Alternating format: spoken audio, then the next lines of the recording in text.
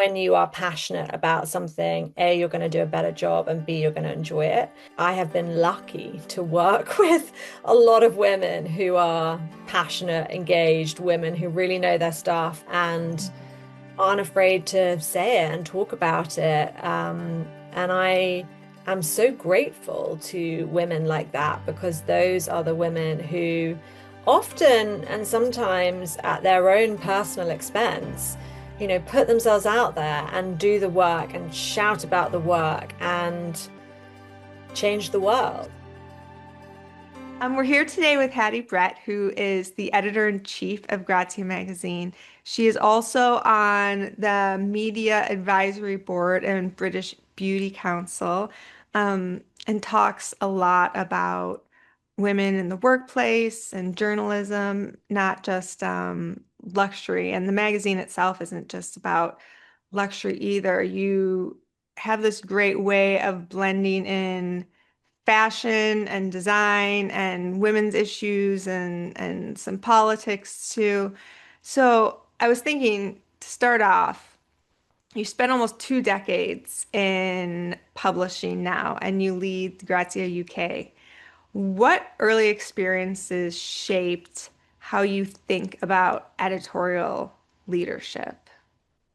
Yes, hi, Kathryn. So nice to be here. Thanks for having me. Early morning for you, late for me. I mean, when you say 2 decades, it makes me feel old. When I think about when I started in media, one of the first things I said to my editor at the time is, we should be on Facebook. And she said to me, 40-something women don't have time for Facebook. And look at where we are today. So a lot has changed in the time I've been working in media. But I would say some consistencies have emerged when I think back at the various different roles that I've had that today really try and guide me. So one, I think, is keeping on innovating. We live in a world of change and rapid change, both in terms of our audiences, but also the platforms and the ways in which they're consuming media.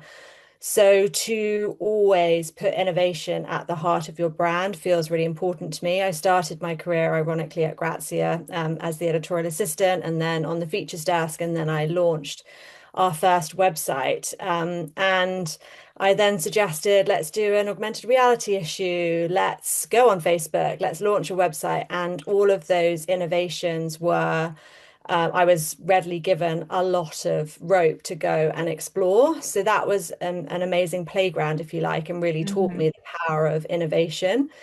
I think I then went to the debrief and launched the first digital only website from Bauer. And my key takeaway from that was really to surround yourself with talent and to really learn from them.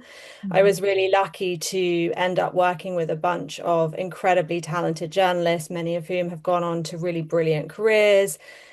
Emma Gannon, who's now leading on Substack, Pandora Sykes, the same, Sophie Wilkinson, some really brilliant names. And I really learned from them, from their energy, from their ideas, and from their attitude to work. Mhm. And then I moved to the Telegraph, and I really respected the editor, Chris Evans, there. And one of the kind of stories that I tell people about working at the Telegraph that really encapsulates what I loved about it was I was leading the lifestyle section of conference on the morning after the Manchester bombing, which was a bombing of an Ariana Grande concert in the UK. And it was a 7 a.m. conference.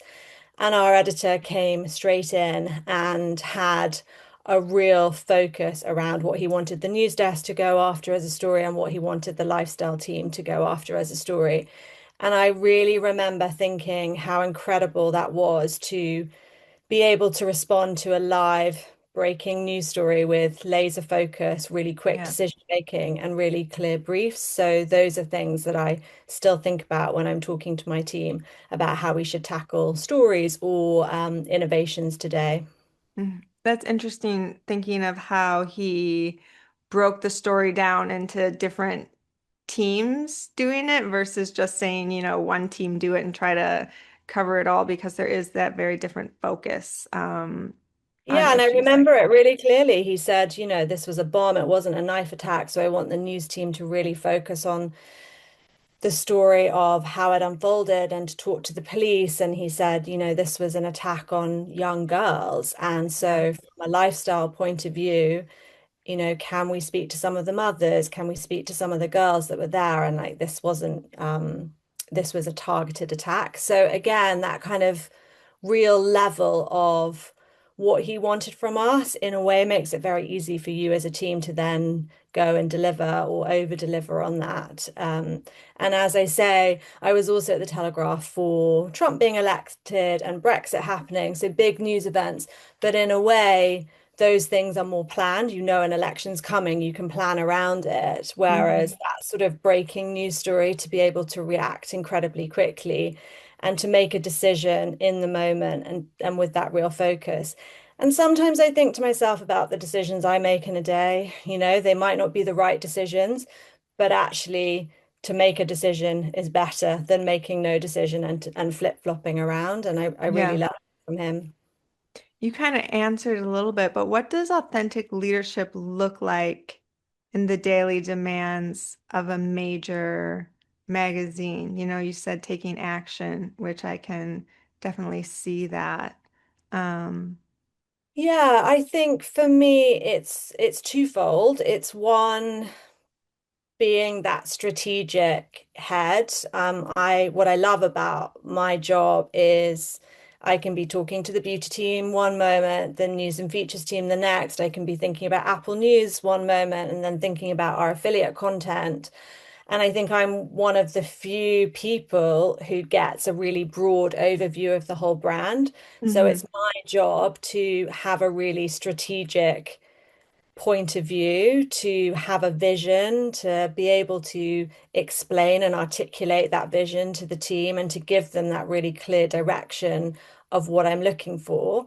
And then I believe that it's also my job to give ownership to my team on specific projects. I think that's really important. And where we see the biggest success is if somebody or a group of people have a really clear ownership and accountability and validation, then when that project goes really well, then when that work stream goes really well.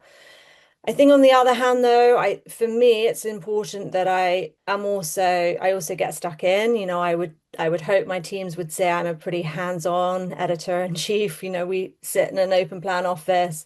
I'm at home today, but most of the time, I'm in the office sitting with my team. I think that kind of commitment and willingness to roll up your sleeves and do the work is also really important. And so it's that balance, I think. Yeah. And maybe we'll talk about this, but the age-old debate that I think we're still having about how much of your human self to show at work, I think is a really interesting one, and I'm sure something Yeah. we'll talk about. I was thinking of in the US recently, we've had this issue around the Washington Post. I'll call it an issue. Uh, and how do you balance the pressure to, it is a business, you have to sell all of this, with also covering the stories with authenticity that you want to cover? Is there ever that sort of tension between maybe what you want to cover and also, trying to reach a large audience? Yeah, you're right. Ultimately, what we're doing is a business, and so we have numbers that we need to hit, both around engagement, followers, sales of a magazine, financial targets. And I think I wouldn't be good at my job if I didn't understand that and really think about how I could help the business deliver that. I think what I would like to say to you is I've seen various different iterations of media as discussed over the last 20 years, and I truly do believe that what I see in the UK anyway is that audiences are moving back towards that sense of quality content really matters. And I think for a successful media brand today that is based on having an engaged, trusted, hard to reach, valuable audience, which is what Hmm. Grazia is, and what I think makes a great media brand, to have a community of people that really understand what it is that you're doing and connect with you. I think you can only really do that with quality content. And Hmm. that doesn't mean that you can't also get reach. Sometimes I'll say to my writers, actually, if you're writing a piece that is designed to hit SEO, so it's best jeans for women, and we want to be number one, actually, way more people are going to see that piece than they are a piece in print necessarily. But both of them have to be the same quality because it's about the brand that we're talking about. So I do believe that we certainly at Grazia, our audience value that quality content. They'll pay for it, they'll engage with us on it. And most of the time, I think that is what we see our team doing. Obviously, the kind of magic Venn diagram is where something that you really want to do and that you really believe in, you can find a commercial partner that um, shares your values in that sense. And I think we have some really interesting examples of that on Grazia where around the pandemic, when really women, I think, had an outpouring of emotion around beauty, and it became really clear that beauty actually is so much more, isn't it, than the products that are in your bathroom shelf. It's about your identity, it's about your confidence, it's about who you are as a person. And we really saw that certainly in the UK with the closures of hair salons and treatments. And so we had an idea with the team that we really wanted to do a beauty issue that reflected that, and to cast the cover stars from social media with people talking about what beauty meant to them. Hmm. Um, and we knew that to do that successfully, it would be better to work with a commercial partner who could help us really spread the net and really kind of vocalize what we were trying to do. So we approached Dove because we felt like actually they have a really similar ethos and they've done a Yeah. lot of interesting work in that area. And they worked with us on it. And it was a kind of magic Venn diagram of finding somebody that understands your idea, that shares your values, that can add something to it, and it can be a true partnership. And we've just done something very similarly with eToro on closing the gender pension gap in the UK, which is Hmm. also a big problem. So I feel like that is how I would answer that question. On those are the things that I think are most successful when we can kind of work with a commercial partner, but on content that really is important for our audience. And it's great for them too, because it really resonates with our audience. Yeah. You touched on this, but you all talk about everything from childcare accessibility to justice-oriented campaigns to beauty outside of the context just of, physical outside. Dove is a great partner to do that with. And why is it important for women's media to take stands beyond style or just the outward look at style and presenting it merely as these Yeah. great clothes or, which is also fun and important. But beyond that, Yeah, I think you're right to identify that. And you obviously know Grazia well, which is great. And I think that is one of the joys of my job is that our audience are smart, savvy, professional, affluent, engaged politically, socially, culturally. They have a broad interest. So actually, in our daily conferences, when we're talking about our content mix, we can go anywhere from heated rivalry to Jeffrey Epstein this week. yeah. And we can be led by them and by what platform works best for the story. Why is it important? I think partly because our audience expect it, because that is in their brains. And, when Grazia launched 21 years ago, actually, this month, it was considered very controversial, ironically, that you could go from talking about fashion to politics. And luckily, I think we are now in a world where we accept, we embrace the fact that a modern woman is multifaceted. Shock horror. Hmm. She can care about two things with as much passion It's as they amazing are. our brains work like that. Yeah. Wow, I know, who knew it? But we see that that's important for our audience. We did some research for our 20th birthday last year, and they actually said, our audience, that they spend more with brands who use their platform for purpose. So that wasn't just us, but that also gives me validation that we need to continue that mix of content and treating both fashion and politics and social change with as much rigor. So it's partly the audience, but I think it's also, you talk about purpose, and one of the things I've always loved about women's magazines is that they have always been really powerful change makers, Grazia aside, because I think they manage to engage an audience of women who are often hard to reach. Yeah. And because they talk to them in that multifaceted, trusted way, women's magazines have always been able to influence women. And so I think about, I mean, I'm sure we'll talk about it, but our campaign around childcare, what was interesting about that is it came from the audience's desire to talk about the cost and the accessibility of childcare. But politicians were really interested in the work we were doing because for them, it was like we were a mini focus group.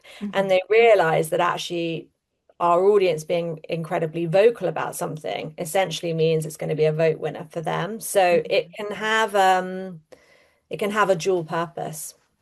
It's interesting because you do think historically about how to reach women. And it was through magazines, often when they were home, right, not in the workforce, and they had a chance to read something. This was the way to reach them and broaden them. And now, obviously, women are in the workforce and doing everything and at home at the same time and juggling everything, but it's still such a classic way to reach them. And then with the digital platforms and Substack and all this, you can be on the go and get it as well. So it really has adjusted to the modern woman, but staying focused on what it originally was, a way to reach women who are difficult to reach oftentimes. Yeah, and podcasts too. I mean, this is a great Yeah. example of, I'd be intrigued to hear where the people listening are listening. But I think, we see our audience listen to podcasts when they're cooking, when they're on the commute, when they're Mhm. driving. It's a very intimate space, isn't it? Where you have actively chosen to listen to something. We're in people's ears. You're in a space that feels like a safe space. So you really trust the environment that you've chosen to let into that intimate space. And so we all, I think, have a responsibility to really think about how we're using that trust that audiences place in us. You talked about, staying on top of technology and innovating. And how do you do that while also staying true to your values? Like, what might be big to push on an internet, you know, uh, platform might be different than a magazine or, SEO, how important that is. So how do you balance these values with that, with technology and advancing and I think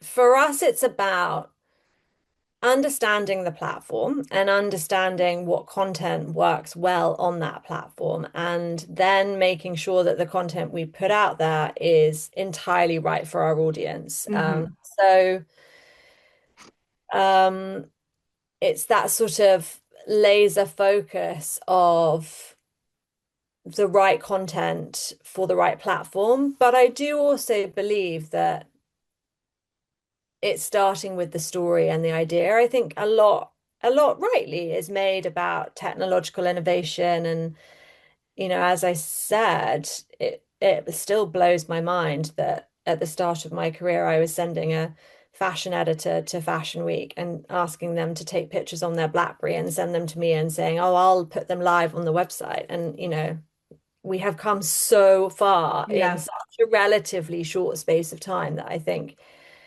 almost we can't appreciate how fast and different the media landscape is. And it's only going to get more so, I think, with the rise of AI. But I think with all of that, and maybe this is a naive, optimistic view, but I'm going to decide to go with it anyway, is that I still think the idea and the story is the right thing. And then if you have a great story and a great idea, you can find a platform mm, for it to travel on. But you have to have a great idea and you have to have a great story. Because if you don't have that, you can have great platforms, but nothing will travel right. because it's boring or it's irrelevant or it's not right for the audience. So I think that for me still remains the starting point.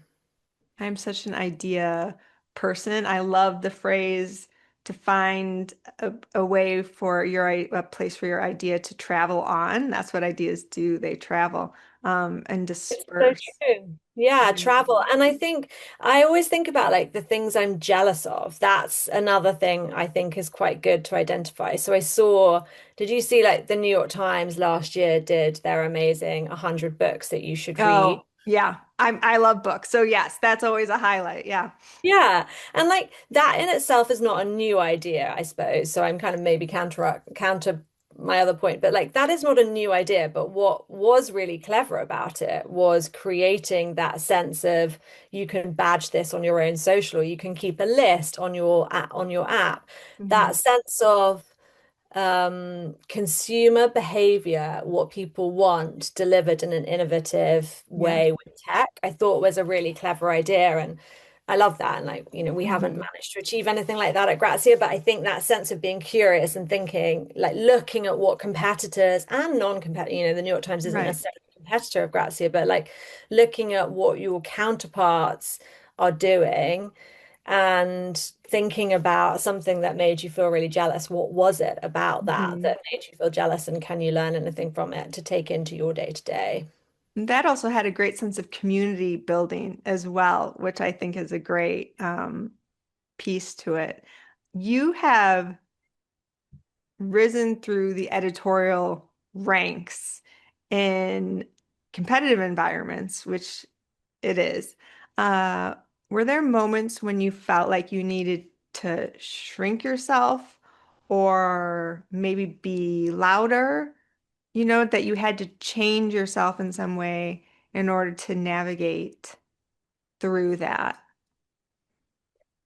Yes, I mean, of course, I would say who hasn't experienced that as a woman in the workplace. I mean, I've been in scenarios where I've um, had to manage older, far more experienced journalists, people who are living legends in the industry, where I adored them and had so much respect for them, and then came into a workplace where it was my job um, to talk to them about how I got their work viewed on a different platform, for example, at the Mhm. Telegraph. And I think those scenarios are some of the ones where I've thought, oh, that's tricky. How am I Yeah. going to do that? I think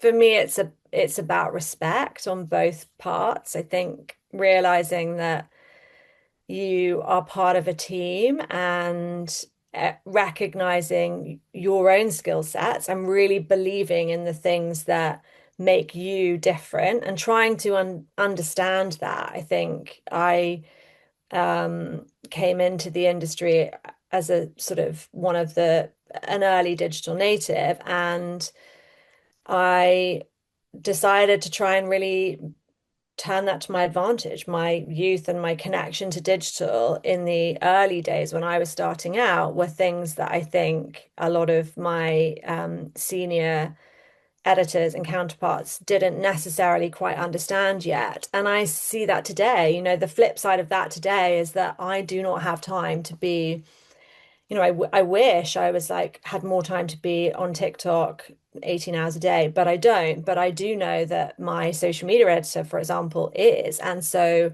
I do the opposite today, and I'm trying to absorb everything that I can from people who do have time and the skill set to be more connected to that. And I'm constantly, we're about to go into Fashion Month next month, and I said to her, Yeah. in a meeting today, I was like, okay, can you give me some tips on how to film? And like asking for advice Yeah. from everybody around you. And I think being humble enough to know that you can still learn and being open about the fact that you don't know everything and that you need to learn is also an interesting part of this industry. Um, what else can I say about that? Find your allies. I think that's really an interesting one in a world where we talk about community, as you've just done, and about networking.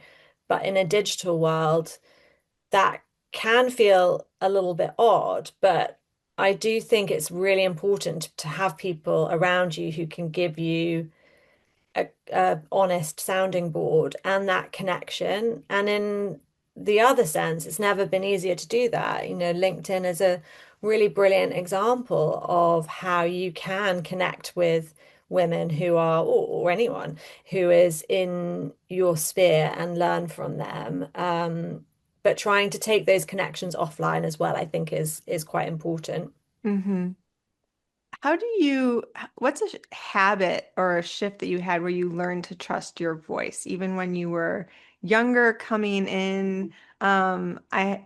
There's this quote I love that says, "What makes you weird is your greatest asset." I think that's very true. But when others might have been older than you or might have disagreed with you, how did you keep that trust in your voice in those times?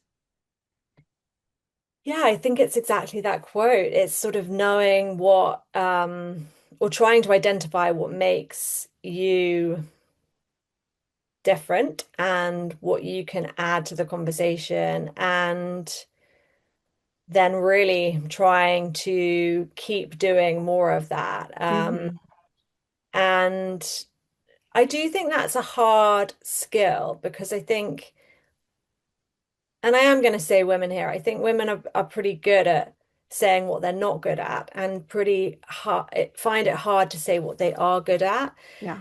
So often I would actually ask people, and I still do, I still say, what do you think I'm good at? And that's interesting because the answers that you get back, I mean, you can decide what you do with those answers, but tell you about how other people view you and what value you bring to them. And can then really help solidify actually, these are the things that I am really good at. And these are the things, conversely, that I'm not so good at. Hmm. But the things that you're good at, where you can really shift the dial by, I said this to someone on my team the other day, what is something only you can do? And actually, those are the things that you should invest the most amount of time in because those are the things where you can make the biggest impact. And normally, if it's something that only you can do, it's something that you enjoy doing. So you Yeah. would then have some kind of personal satisfaction from it too, which is important because you can't be truly thriving at work unless you are doing something that you find personally rewarding, I don't believe. It's interesting. My best friend just the other day was like, "We're just good at things." And I was like, if more women just said that to ourselves, it was about actually putting our daughter's beds together. We were good at assembling furniture. But if more women said that to themselves, like, we're just good at Yeah. things, and that self-talk um, that we've had. What values have stayed constant for you through every role? You did Grazia Daily, the debrief, and Telegraph, and Yeah, values. I love that. I love values. I found that really helpful actually thinking about what my values are. Passion, I think, is one of them, which dovetails with hard work, but I sort of struggle a bit with hard work because I feel, I certainly think we also need to have conversations about boundaries and work-life balance. So I think passion is a better word for it. I think Mhm. when you are passionate about something, A, you're going to do a better job, and B, you're going to enjoy it. Um, Curiosity, I think that is super important in media, but also in the world we're in now. We don't know everything, and actually, what we do know, we now don't know if it's real. So I think really being curious about the world around you and the people around you and asking questions and digging a little deeper has always been something that I have tried to do. I think integrity is really important.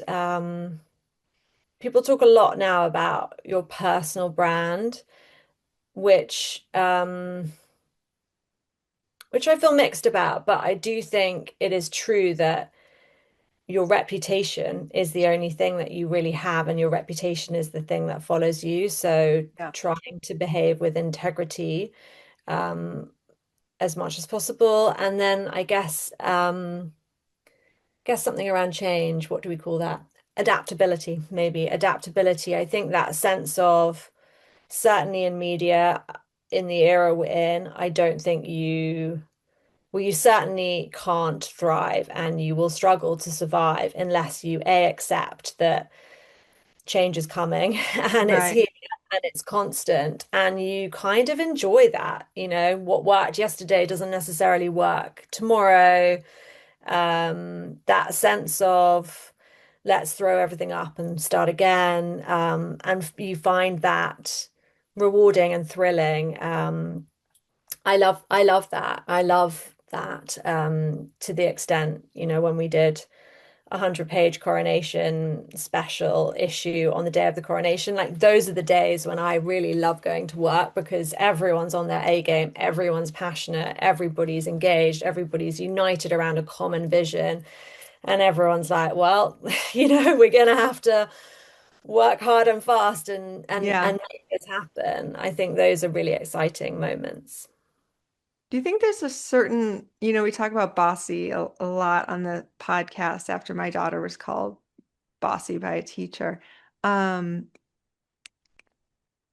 those seem like very bossy moments when you just go in and you work your hardest, you have a goal, you're like just gonna buckle down and do it, and we're gonna create something magic here. How would, if you were described as bossy, how would you choose to reframe? Sorry, my cat is just everywhere. Okay. Yeah, how would you choose to reframe that label for yourself? Yeah, I mean, I love that you've done that and made the podcast about that. And as you know, I have two young girls myself, so I really relate to that sense of words are really important, and the words that we use around ourselves and around women and around young girls are very important and come with a lot of responsibility. So you're right to interrogate that word and to try and flip it.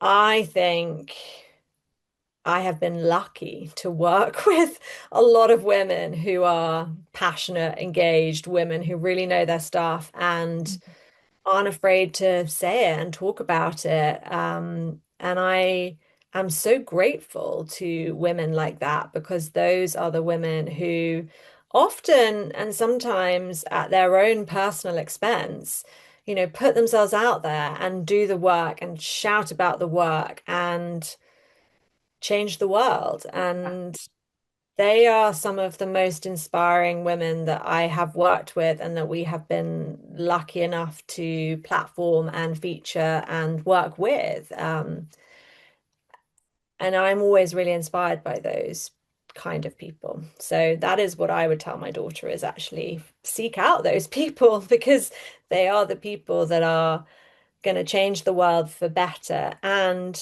make it a more fun, engaging place to be. Yeah, I want to quickly touch on this. You love your work.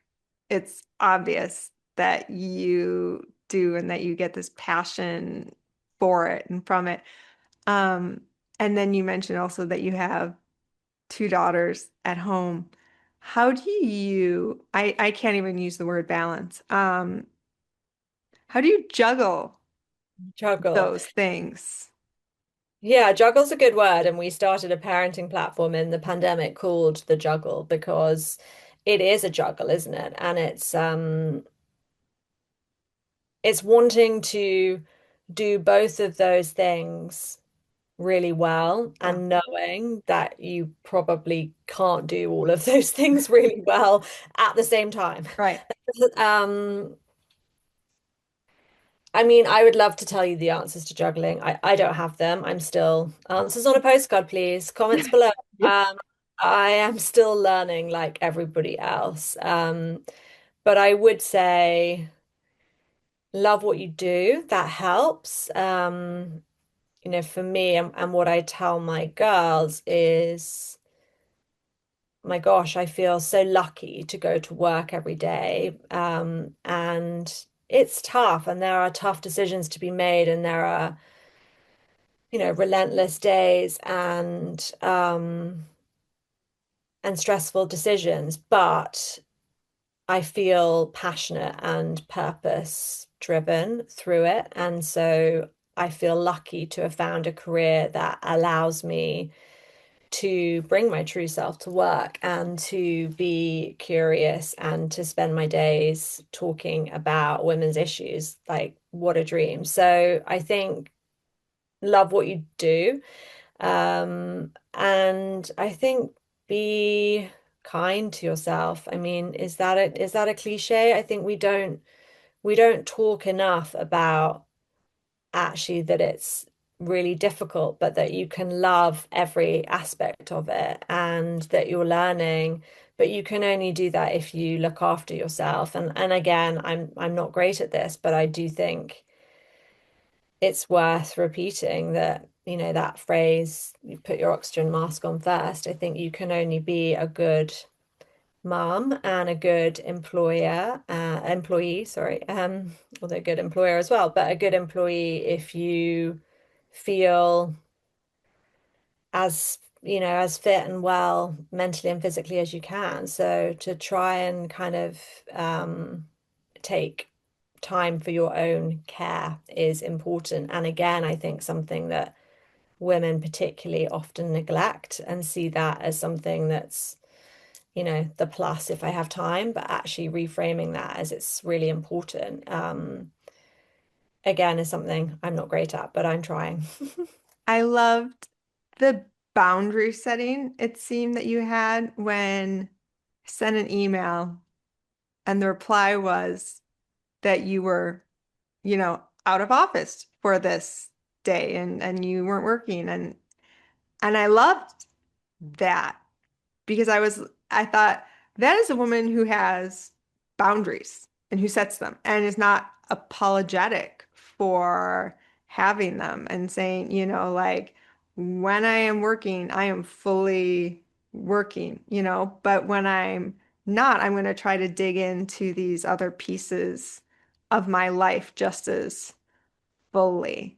Yeah, and Um, I think that's really important whether you have kids. Like in my case, it's often to spend time with my kids, but I do think, even with my team members that don't have kids, I do encourage people if they have a day off or if they have different working patterns to really try and be boundaried about it. And I really try myself not to contact somebody who is on their day off. It doesn't always happen for sure, but I really try to do that because I think we have to be better, especially in a world where you are always on, at helping people stick to those boundaries. And it's really important. And actually, I'm a better person at work when I've spent a great day with my kids because it makes me feel good and it gives me ideas. yeah.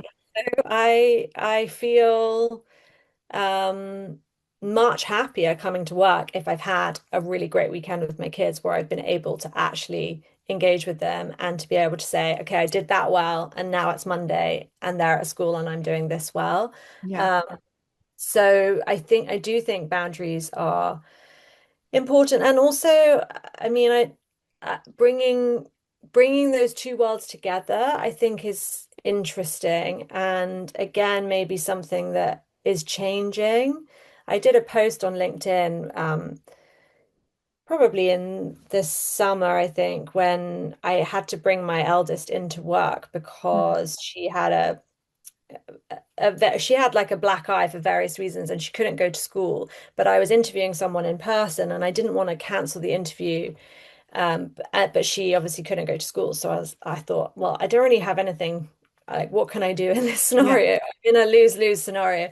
So I brought her into work, and I'm really lucky to work in an environment where, my team were lovely with her and found her some post-it notes and a pen to sit at my desk and doodle. And my bosses, didn't blink an eyelid. And I know that's a privilege, and that's not the case in every workplace. But I do think it was a really interesting, the reaction to that post on LinkedIn was really interesting in the sense of, for a long time, women have felt, I think, that they have to put family life there and work life there. And actually, yeah, sometimes when they collide, that can be good for your team to see you as human and to see that you are juggling it. And there are things that the ball gets dropped and you have to compromise. And also for my daughter to see where I worked and to get a sense of, I'm not leaving her, well, when I leave her, this is what I'm doing. I think yeah. it was actually really valuable on many fronts.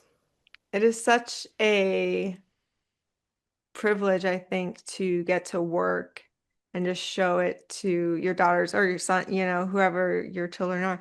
Um, but in this case, daughters, and feel that sense of pride that they also get. And then for themselves, their own sense of drive of what they want to do and the impact they want to make on the world when they see what their mother is doing and the impact that they're making. They may not feel that every day when they want you to be their playmate and you can't be their playmate for that time. But those moments when they do see it and are inspired to think, what am I going to do when I get older, I think are just beautiful moments to have. Thank you so much for joining me this afternoon for you, or I guess it's almost evening now, isn't it?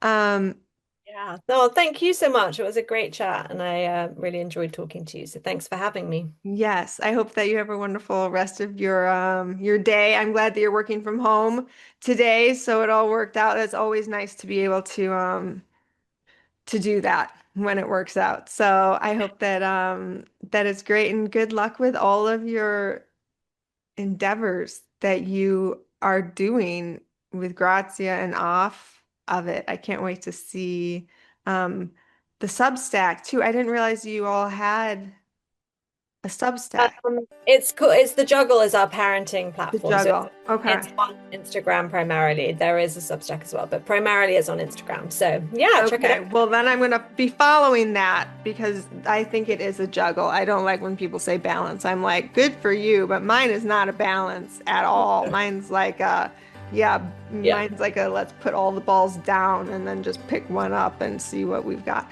But anyways, thank you so much.